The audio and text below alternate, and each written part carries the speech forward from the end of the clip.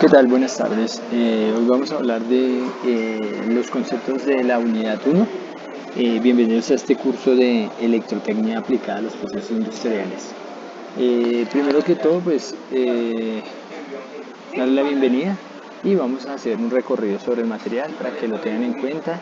Hacia el final de este video también estaré cargando un video adicional para que no solo desde mi punto de vista, sino de un famoso youtuber pues, que trabaja como profesor, pero se ha hecho bastante famoso por la red, por sus explicaciones sencillas, y muchos estudiantes acuden a él pues a reforzar y a tener conceptos. Me pareció que era una buena idea juntarlo aquí. Entonces, bienvenidos, y vamos a comenzar primero revisando el material que tenemos en el aula, que es el que vamos a seguir en este momento. Entonces, conceptos básicos de medición. La idea de aquí es entender la necesidad de importancia de las mediciones para los procesos industriales. Recuerden que bajo los procesos industriales la única forma de poder tener control de los mismos es midiéndolos, y en todo caso y en todo momento un proceso industrial siempre va a estar en medición, bajo conceptos de medición, desde el punto de vista del control, desde el punto de vista de la necesidad de poner más material, desde cualquier punto de vista siempre va a estar haciéndose medición. Entonces arranca con una pequeña introducción, el marco conceptual, necesidades importantes de la medición, procesos de medición, medición directa, indirecta, mediciones reproductibles, teoría de la medición, enfoque clásico, errores de medición. Esta parte que va a ser un poco más interesante, que va a ser tipos de errores y errores aleatorios, errores relativos y sistemáticos, que son los errores que se toman cuando se hacen procesos de medición. Entonces vean que esta es gran parte de un curso de instrumentación, que la instrumentación nos da esa teoría de la medición. Entonces la idea es aplicar los procedimientos estándar para minimizar los errores que se cometen en la realización de medición, ¿sí? Entonces, que es un proceso común. El otro marco, que tenemos dos documentos, si vieron en el aula para procesar todo esto, es comprender y aplicar los conceptos definidos en las normas nacionales vigentes para realizar la documentación de mediciones. Vean que como vamos a trabajar en empresas, o vamos a montar nuestra empresa, o le vamos a prestar servicios a empresas, tenemos que estar bajo la norma técnica, en este caso la NTSMI, la que nos va a regir bajo estas estructuras de medida para no cometer errores, para, por ejemplo, si trabajan con un dispensador de algún combustible, que ese combustible tenga la cantidad reglamentaria y no esté aproximado o por encima o por debajo. Por lo general nunca está por encima, pero sí está por debajo. Entonces es importante ceñirnos a la regla. Bueno, entonces en este caso sería también sistemas de medición. Entonces vamos a ver el sistema de unidades, vamos a hablar algo del sistema métrico, decimal, sexagesimal, natural. Pues realmente la que nos importa mucho es el sistema internacional de medidas, y tomando métricas decimales, que va a ser la forma más común que se trabaja en un momento de la introducción. La primera unidad temática de este módulo tiene como objetivo que los estudiantes comprendan los conceptos básicos de medición y su importancia en los procesos industriales. De igual forma, se busca establecer ejemplos claros y didácticos que le permitan identificar de una manera rápida los sistemas de medida. La importancia de realizar medidas sobre algo radica en la obtención de un dato desconocido, una referencia, una comparación con un dato conocido. Recuerden que las mediciones van a estar dadas a patrones. Como tal, el patrón es el metro, por ejemplo, para un sistema de medida. El patrón es de donde vamos a hacer la comparación. Antes se hacía con piezas físicas, pero se notaban que con los años el patrón se iba desgastando, y entonces empezaron a buscarse patrones que no dependieran del tiempo, ni del deterioro, ni nada de eso. Bueno, entonces por eso se habla de un dato desconocido, que se compara con un dato conocido. Listo. Marco conceptual, necesidad de importancia de las mediciones. Las nociones que antiguamente tenía el hombre sobre cerca, lejos, frío, caliente, duro, suave, eran muy personales, pero con el paso del tiempo se han desarrollado bases de comparación notablemente aceptables. Con estos antecedentes y después de una buena cantidad de milenios, es fácil pensar que las bases para comparar las apreciaciones personales en las medidas unidad. Entonces vean que como ya se tenía un estándar, entonces no iba a ser tan personal la cosa y no iba a depender de quien tomara, sino ya iba a ser un estándar. Entonces la idea de esto es estandarizar eso. Y a esa arranca, entonces lean esto un poco de historia, que las medidas netamente eran físicas, un pie, una palma, un codo, tantos codos. Entonces con eso basábamos unidades de medida. Pero ¿de qué pasaba? Pues iba a depender mucho de quién, de la morfología de quien lo hacía. La función de la metrología industrial reside en la calibración, control y mantenimiento adecuado de todos los equipos de medición empleados en la producción. Inspección y pruebas. Recuerden cómo estamos trabajando equipos de alta precisión, si estamos trabajando sistemas de, no sé, por ejemplo, maquilado de máquina, maquilado, perforado, cualquier proceso industrial que requiera una precisión, digamos por ejemplo la máquina que corta el grosor de una papa para hacer papas fritas. Esa medida es un estándar, no puede pasarse porque o la papa queda muy delgadita o queda muy gruesa, y esos grosores cambian todo el proceso de producción, y entonces pues no se estaría cumpliendo con lo que busca la empresa, aunque sin embargo se podría dar, pero no es la idea, ¿no? A ver. Bueno, entonces las mediciones directas básicamente es que usted coge su unidad de medida, la mide. Las mediciones indirectas pues básicamente es que basado en una medición indirecta obtiene otro patrón de comparación. No sé, por ejemplo, va a buscar la fuerza, pues que es la masa, puede medir la aceleración del cuerpo y puede medir la masa del cuerpo, y con eso puede calcular de forma indirecta de esa forma. Puede calcular de forma indirecta la fuerza que se podría ejercer o que ejerce ese cuerpo dada su masa. Medidas reproductibles. Es aquella que puede ser repetida y corroborada por diferentes experimentos. Una medida reproductible, por tanto, requiere un proceso de medida. Ejemplo, si se mide cualquier número de veces un lado de un escritorio, siempre se obtendrá el mismo resultado. Las medidas reproductibles son procedimientos no destructivos. Sí.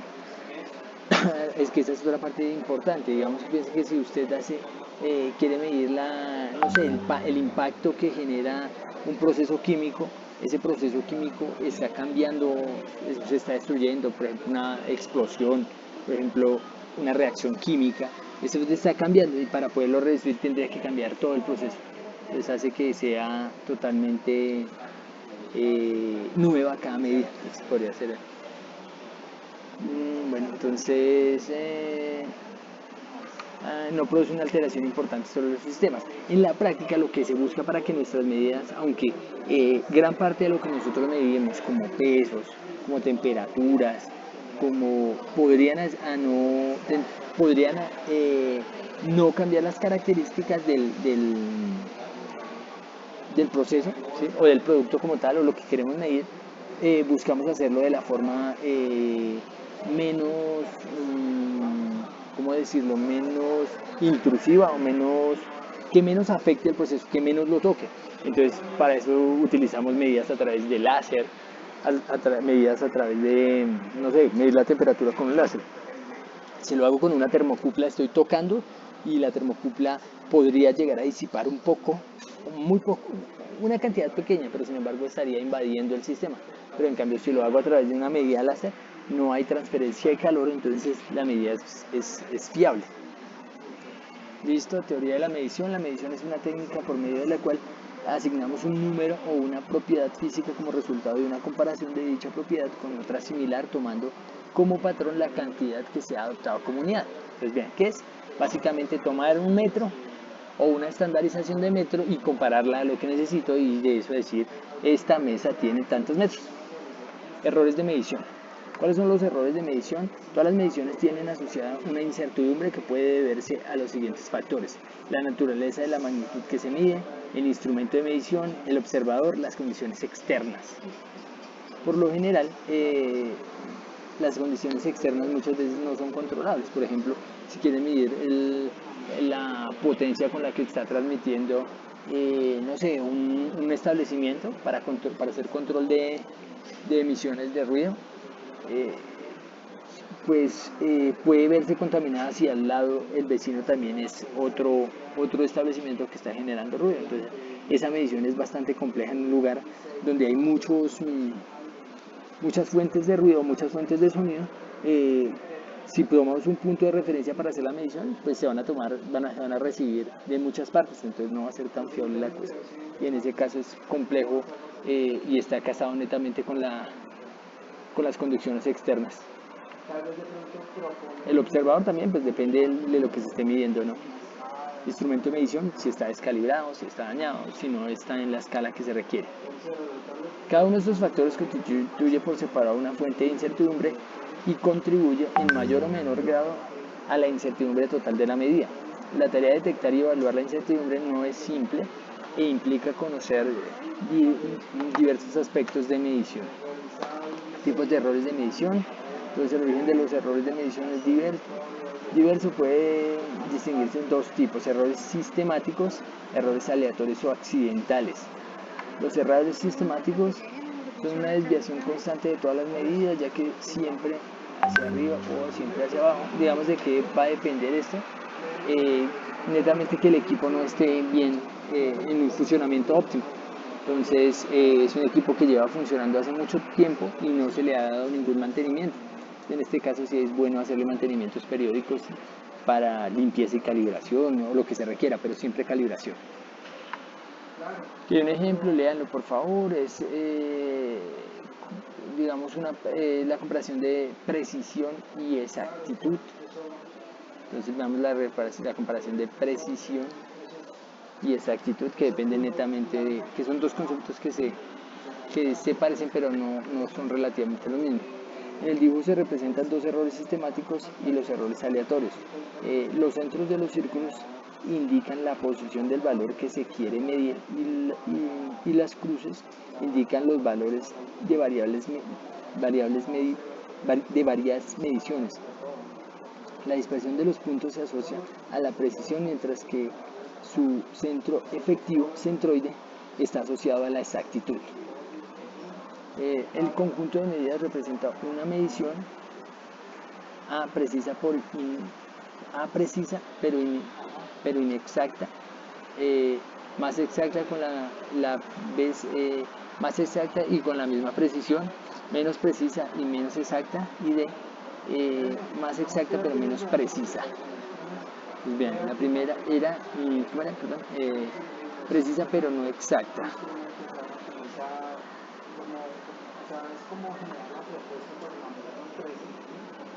Esta imagen está muy pequeñita, la agrandamos.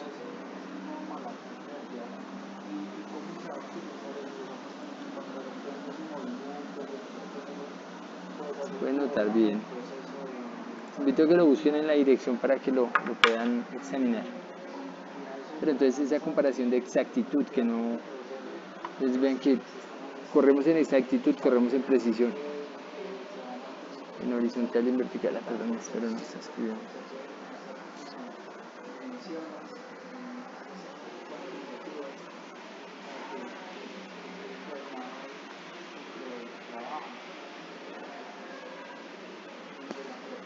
Un segundo, es un problema aquí técnico.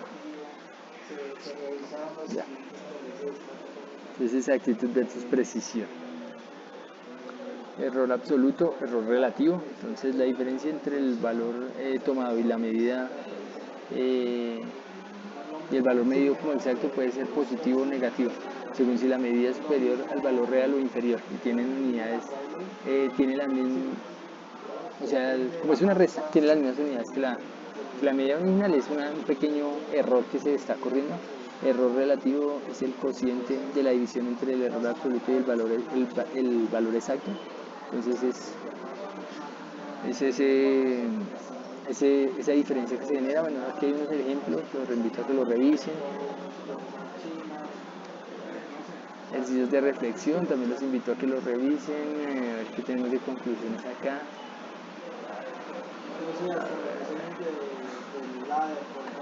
Bueno, acá es sistemas métrico decimal.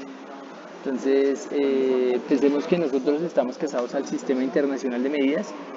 Se llamó así, pero realmente es metro, kilogramo y segundo. Esas son nuestras unidades estándar y con las que nos movemos. ¿Qué cabe destacar acá? Este sistema métrico está dado a, pues digamos, cada país tiene el suyo, digamos, por ejemplo, Estados Unidos, perdón, cada país no, son unos estándares y los países se asocian o eligen el que mejor les parece. Por ejemplo, vean que acá, para nosotros las medidas en kilómetros, por eso siempre nuestros tacómetros están en kilómetros por hora. No por segundo, porque tendrían que... Esa sería la medida que podemos medir en un tacómetro. Entonces el velocímetro me va a dar esa medida. La mayoría de países utilizan este sistema de medida, pero países como Estados Unidos, digamos, Estados Unidos manejan millas, utilizan como sistema de medida las millas, pues unidades también en este caso serían las horas, pero por lo general de lo que más cambia es con ellos, digamos, los sistemas de peso. Nosotros utilizamos siempre el kilogramo, ellos trabajan mucho con gramos. Entonces para los kilogramos, para el metro, entonces utilizan millas, que podemos tener una relación de cuánto es una milla dependiendo en metros o en la unidad que se quiera. Pero son de los países que cambian con eso. Digamos, todo el Reino Unido, es el sistema inglés, utiliza este sistema de medida. Entonces, a ver, miramos acá como para del sistema métrico decimal. Entonces las unidades cambian en unidades de 10. Entonces tenemos kilómetro, hectómetro, decámetro, metro. Ven que son siempre divisiones de 10, divisiones en 10. Entonces, milímetro, centímetro, decímetro, metro. Entonces, un milímetro, un centímetro. Entonces uno de estos sube a 10 de estos. Uno de estos sube a 10 de estos. Perdón, 10 no 100. Otra vez. Lo menor es si quiero pasar de 1, entonces multiplico por 10. Si quiero pasar, multiplico por 10.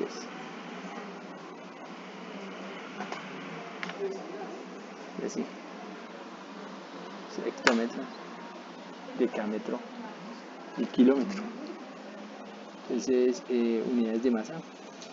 Para eso las unidades de masa son el kilogramo. Y lo mismo, tienen la misma variación de 10 en 10.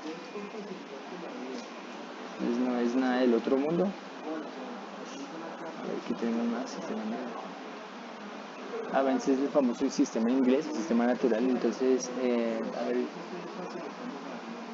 bueno, acá se habla un poco, los invito a que lo lean un poco más si quieren viajar a otro país, para que no tengan confusiones entre millas y un vehículo que se esté moviendo en millas o que se esté moviendo en kilómetros. No van a exceder los límites de velocidad. Listo, entonces los invito a, ya continuamos con la siguiente unidad.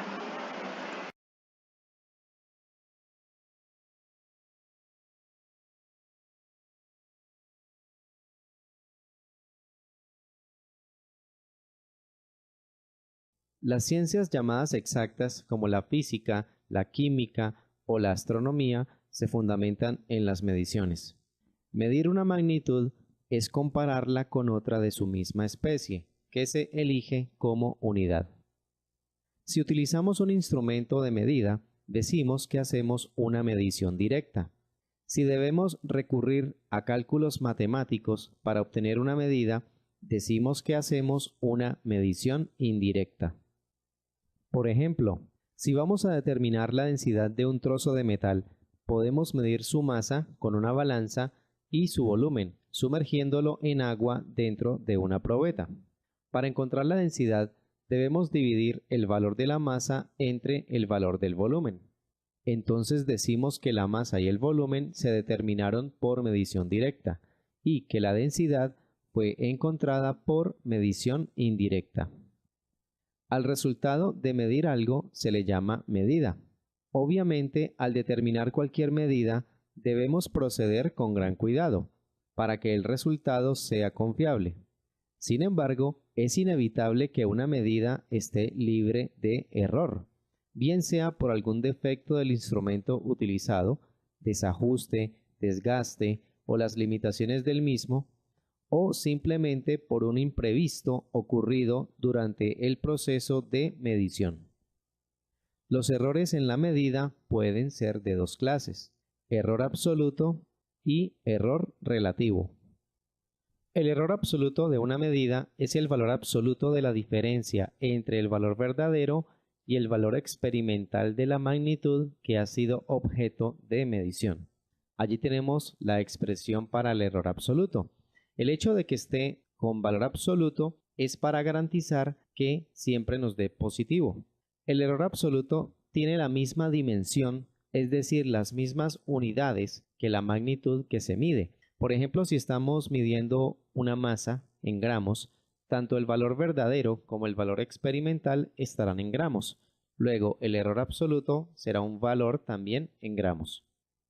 El error relativo de una medida es el cociente entre el error absoluto y el valor verdadero de la magnitud que ha sido objeto de medición. Allí tenemos la expresión para el error relativo. Vemos que es la división entre el error absoluto y el valor verdadero de la magnitud. El error relativo es adimensional, es decir, que no tiene unidades y suele expresarse como porcentaje. Para llevar el dato del error relativo a porcentaje, lo multiplicamos por 100. Veamos un ejemplo. Supongamos que nos piden medir la longitud de una viga de acero y de un tornillo. Obtenemos 799 centímetros para la viga y 9 centímetros para el tornillo. Si los valores verdaderos son 800 centímetros y 8 centímetros para la viga y el tornillo, respectivamente, vamos a determinar el error absoluto y el error relativo para cada medida. Sabemos que el error absoluto es igual al valor absoluto de la diferencia entre el valor verdadero y el valor experimental. Para la viga de acero tenemos que el error absoluto es igual a el valor absoluto de 800 centímetros, que es el valor verdadero, menos 799 centímetros, que es el valor experimental. Eso nos da el valor absoluto de 1 centímetro y esto es igual a 1 centímetro positivo. Para el tornillo tenemos que el error absoluto es igual al valor absoluto de 8 centímetros, que es el valor verdadero, menos 9 centímetros, que es el valor experimental. Eso nos da el valor absoluto de menos 1 centímetro y esto es igual a 1 centímetro positivo. Aquí podemos observar que el error absoluto de las medidas de la viga de acero y del tornillo son iguales. Vemos que en ambos casos nos da 1 centímetro. Por otro lado, sabemos que el error relativo es el cociente entre el error absoluto y el valor verdadero de la magnitud. Entonces, para la viga de acero tenemos que su error relativo es igual a 1 centímetro dividido entre 800 centímetros. Esto es igual a 0.001 y para llevarlo a porcentaje lo multiplicamos por 100. Nos queda entonces como 0.1%. Para el tornillo tenemos que su error relativo es igual a 1 centímetro, que es el error absoluto, dividido entre 8 centímetros, que es el valor verdadero de la medida del tornillo. Ese cociente nos da 0.1 y esto para llevarlo a porcentaje lo multiplicamos por 100. Nos queda entonces como 10%.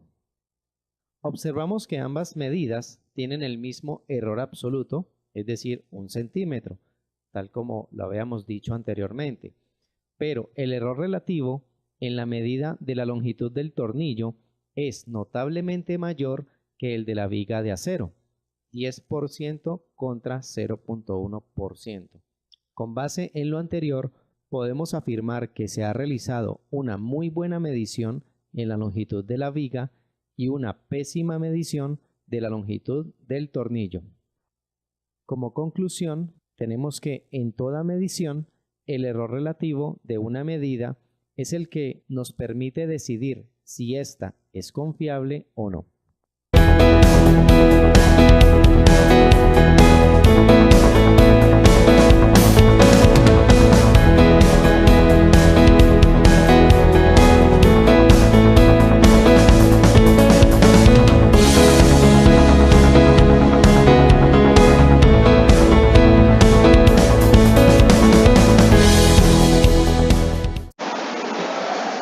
Bueno muchachos, continuamos con hablando de esta instrumentación. Realmente son el proceso de medición. Entonces, en los campos en los que nos movemos de la industria, pues vamos a tener diferentes sistemas de medida. Uno normal van a ser, digamos, toda la parte de tensiones y corrientes, que es lo que utilizamos, tensiones, corrientes, que serían esta casa, que sería esta parte de equipos muy conocidos, llamados multímetros. Le llamamos multímetros porque mide muchas cosas, digamos, resistencias, voltajes, corrientes, y corriente alterna y directa. Si ustedes ven en el material, en el capítulo 2, se hace una introducción a esta medida de voltajes y corrientes a través de galvanómetros y toda esta parte de dispositivos netamente que se fluctuaban a través de campo magnético. ¿Qué otros sistemas de medidas? Acá tenemos unos medidores de espectro, digamos, utilizados mucho en las señales de telecomunicaciones. Dependiendo de la aplicación industrial podrían o no ser útiles. En el momento la verdad no se me ocurre qué podría ser, pero básicamente se utilizan netamente para las señales de radio, para el para el famoso RF, las señales de radiofrecuencia, que pueden ser radiadas o por cable, pero sin embargo estos equipos se utilizan. Equipos para medición en campo en fibra. Acá tenemos otro tipo de multímetro, y la verdad creo que es para medir revoluciones, un tacómetro. No alcanzo a detallar qué medidas da, pero netamente van a hacer comparaciones a patrones, y lo que va a hacer es, basado en su electrónica, toman comparaciones, toman la señal, toman una muestra de la señal y infieren sobre ella. Todos estos equipos tienen resistencia, o sea que se va a generar un pequeño consumo. La verdad es muy pequeño, pero sin embargo es un consumo para poder inferir corrientes y voltajes. Entonces, medida de instrumento. Bueno, entonces hablamos de medida. La medición es el acto o el resultado de una comparación cuantitativa entre una determinada cantidad y una cantidad del mismo tipo elegida como unidad. Y el dispositivo, pues es el instrumento en el que se emplea para ello, dispositivo para determinar el valor de una cantidad de variable. Entonces, con un dispositivo tomo una medida. Tipos de señales.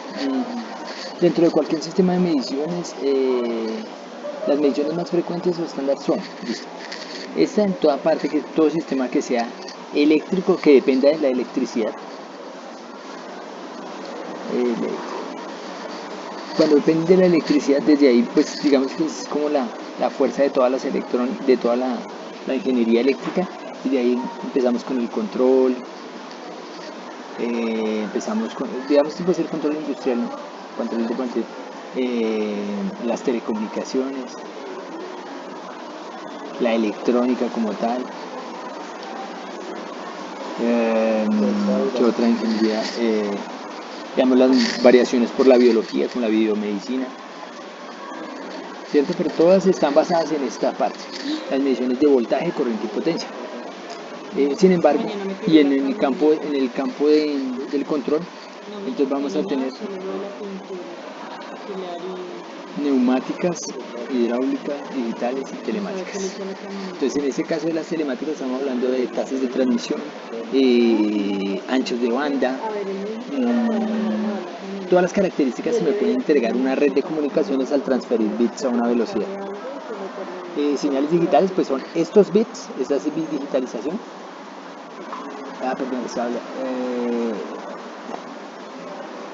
Esta es digitalización, y estas son señales de las que se mueven para la fuerza, digamos, para toda la operación. Utilizamos señales neumáticas o hidráulicas. Recuerden que esas señales pueden ser para la operación o pueden ser como tal el paso de una información a otra. Listo. Entonces, bueno, características del instrumento como tal. Entonces vamos a hablar de la exactitud, la precisión, la sensibilidad de la reducción y el error. En esto se basa todo el sistema de calibración. Recuerden que siempre que estamos trabajando con sistemas de alta precisión, lo ideal es esto, mantener una calibración de todo eso. Un sistema digamos que esté bajo mucha presión y que toda todo el sistema de control pierda su referencia, pues puede generar problemas muy serios. Listo, digamos, vean acá, tenemos una resistencia, digamos en este caso se está midiendo una resistencia a través de un multímetro y la escala en la que tengo el multímetro es en kilos, o sea, recuerden que vamos a arrancar de kilo, mega, giga, tera, entonces que son unidades de 1000, 10.000, perdón, 1.000.000, son megas, 1.000.000, o sea, son de a 1000 veces. Y empieza 10 a la 3, 10 a la 6, 10 a la 9, 10 a la 12. Y de para abajo, pues si tenemos, pues digamos en estas unidades para medir resistencia necesitamos valores de eso. No tenemos valores negativos, pero también tenemos 10 a la menos 3 para hablar de los milis, 10 a la menos 6 para hablar de los micros, es un new el valor micro, y 10 a la menos 9 para hablar de nano, y 10 a la menos 12 para hablar de pico. ¿Listo? Entonces en este caso que el sistema me dice que tengo 2.3 Ks, o sea, yo podría decir que son 2300 ohmios, ¿cierto? Pero el valor exacto del sistema es 2357 ohmios, en los que estoy perdiendo 57 ohmios. Para un valor tan grande, pues 57 ohmios puede ser despreciable, pero para un valor de mayor precisión no. O digamos, para un valor más pequeño, pues podría ser una variación muy grande. Por ejemplo, vean acá, cuando se cambia la escala, se emparejó la escala a ohmios, digamos, supongamos que este multímetro pudiera llegar, por lo general, en una escala de ohmios lo máximo que puede llegar es a medir 2000 ohmios, pero supongamos que este sí lo hace, y tenemos esta medida. Digamos que ahora tenemos, pues en este midió 2300, en el otro 2460, en el otro 1400, y en otros de muy alta precisión nos dio decimales de precisión. Vean que el valor era un poco más exacto, y entonces lo que estamos cambiando son las cifras significativas. Dependiendo del sistema de unidades o el valor tan pequeño de la unidad, pueden ser relativos o no. Recuerden que de eso depende qué tan como tal esta significancia. Registro de precisión. Entonces, listo. ¿Qué tanto vamos a variar? Con una cantidad de puntos o con un porcentaje, porque podemos decir que la señal, por ejemplo, podemos decir que pesa 20 kilogramos o 20.05 kilogramos, o podemos decir que pesa 20 kilogramos más o menos, no sé, 0.5%, que sería lo que puede subir o bajar la señal. Por ejemplo, entonces 4 mediciones de tensión arrojaron estos valores. Dice, calcule voltaje promedio y rango de error. Entonces, lo primero, el voltaje promedio es netamente la suma y división por la cantidad. Entonces, una sumatoria de todos los valores divididos en la cantidad. En este caso, esta suma nos da 117.06 voltios, y el rango de error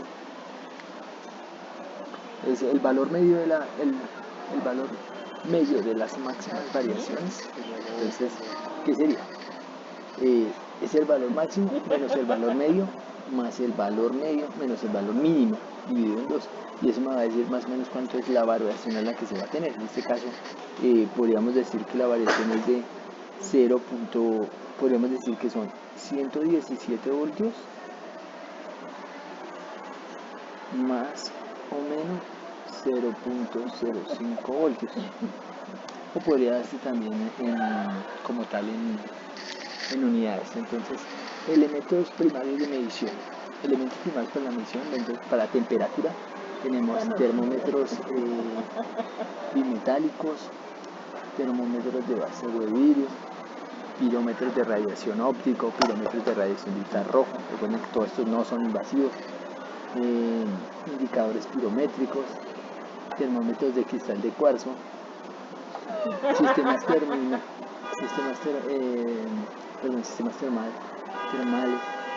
termopares o termocúpulas, resistencias eléctricas, termoresistores. Digamos, a través de la variación de la temperatura varía la resistencia de la misma. De presión tenemos tubo de Boulton, columnas, sensores electrónicos, piezoeléctricos, diafragmas, fuelles, cápsulas, campanas. De flujo, pues tenemos un tubo fijo para el paso del material que queremos medir. Magnéticos, todos esos magnéticos están casados a través de efecto Hall, turbinas, bombas de dosificadoras, tubo de Venturi, derramadores, tubo de Dalí, tubo de Hinkley. Son muchísimos, y en la industria, dependiendo de la aplicación, pues vamos a requerir alguno que otro. Digamos, niveles de pH, conductividad, humedad relativa, todos son sensores que vamos a utilizar dependiendo, y eso nos va a dar una diferencia de qué edición se va.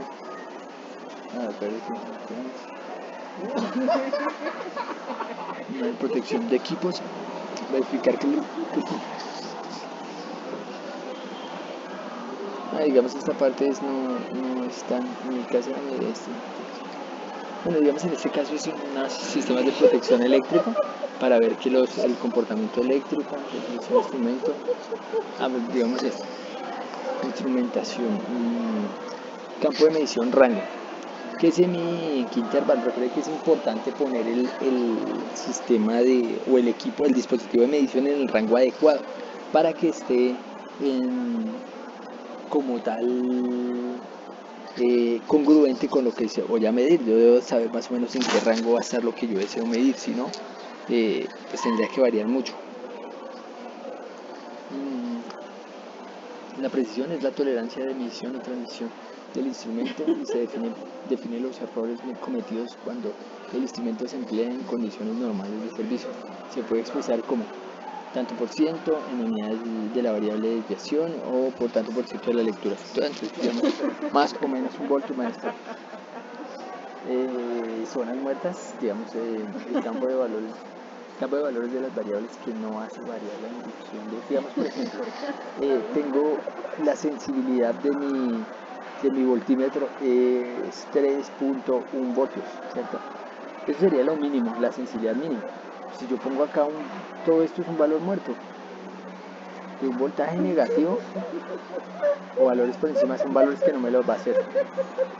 La repetibilidad, ya lo hemos dicho. La sensibilidad, netamente, cuál es la mínima valores que puede medir. La histéresis depende de, si yo hago una serie de medidas en una dirección, cuando va subiendo en el proceso, la variación bajando se mantenga. Entonces, es más instrumentación. Esta es la histéresis. Vean que la función sube, digamos, por ejemplo, la temperatura, mediciones de temperatura, pero cuando baja no se devuelve por la misma curva, tiene una curva diferente. A esta diferencia es lo que se llama la famosa histéresis, y depende del dispositivo. Lo ideal es que fuera lo más cerrado posible, que nos indique que el dispositivo tiene la misma subida y casi lineal, de cómo mide en un sentido como mide en el sentido diferente. Bueno, eso es todo. Muchas gracias.